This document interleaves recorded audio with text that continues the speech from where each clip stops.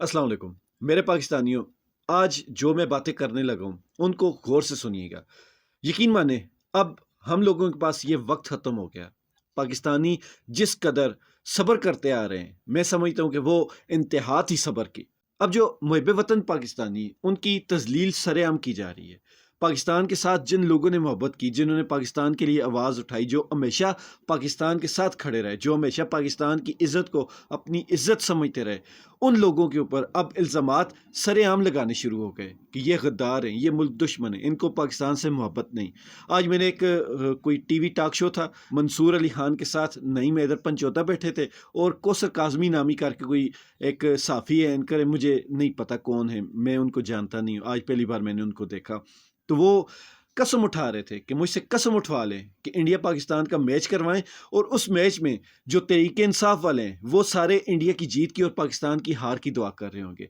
यार, मैं क्या कहूँ, इसमें जो नईम हैदर पंजोता ने पूरे तरीके से अच्छे से तसल्ली से जवाब दिया उनको, लेकिन उसके बाद एक चीज मुझे बार बार, वो जैसे कहते हैं ना, चौके लगाना, वो बार बार हर्ट कर रही है। हर्ट इस वजह से कर रही है कि हमने हमेशा पाकिस्तान का दिफा किया, हमने अफवाज पाकिस्तान का दिफा किया, हमने पाकिस्तान के इदारों का दिफा किया, हमने हमेशा पाकिस्तान की जो इज्जत और तकरीम है उसके लिए बात की। ये लोग आज हम पे ये इल्ज़ाम लगा रहे हैं, हमारी मोहब्बत पे शक कर रहे हैं, वो हमें गद्दार वतन साबित करने पे तुले हुए हैं।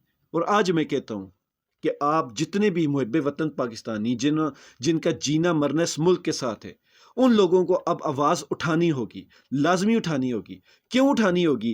कि जिन्होंने आइन तोड़ा, जिन्होंने इस गरीब आवाम पर जुल्म के पहाड़ तोड़े, जिन्होंने इस मुल्क को लूटा, जिन्होंने इस मुल्क के आइन और कानून को सिर्फ अपनी आज़ादी और अपने फ़ायदे के लिए बदला, जिन्होंने इस मुल्क के सारे इदारों को तबाह कर दिया, जिन्होंने इस मुल्क की जो असासे थे, मईशत थी, उसको तबाह कर दिया। इस मुल्क के कितने ऐसे इदारे थे जो अब बिकने के करीब है, बल्कि दिवालिया हो चुके हैं, जो आज भी पार्लियामेंट में और सुप्रीम कोर्ट में सिर्फ अपने फ़ायदे के लिए सर जोड़कर बैठे हुए हैं, जिनका अवाम के फ़ायदे से, अवाम की फलाह से, अवाम के रिलीफ से कोई ताल्लुक नहीं है।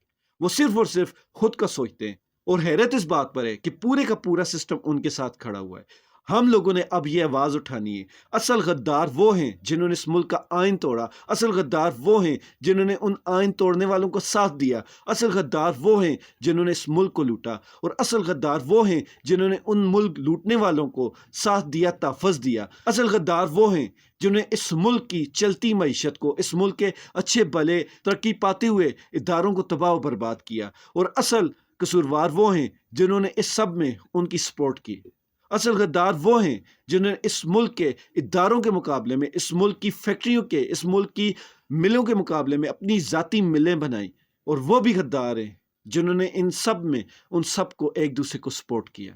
मेरे पाकिस्तानियों, यही वक्त है, अपने हक के लिए बोलें, नहीं तो ये लोग आपको खड़े खड़े गद्दार साबित कर देंगे। हम गद्दार नहीं हैं, हम इस मुल्क के साथ मोहब्बत करते हैं और बहुत ज़्यादा शदीद मोहब्बत करते हैं। और यही वजह है, कोई भी मुहिब वतन होगा उसके लिए सबसे बड़ी गाली होगी कि कोई उसको गद्दार वतन कहे। इस वक्त ये जो निज़ाम है, ये गद्दार वतन है। इस निज़ाम के जितने भी बेनिफिशरी हैं वो गद्दार वतन है। इस निज़ाम को जो चला रहे हैं वो गद्दार वतन है। इस निज़ाम को जो बचाने की कोशिश कर रहे हैं वो गद्दार वतन है। मेरे पाकिस्तानियों, मैं और आप नहीं है। अल्लाह ताला इस मुल्क की हिफाजत फरमाए, और अल्लाह ताला इस मुल्क के जितने दुश्मन हैं, अल्लाह ताला उनसे हमारी जान छुड़ाए।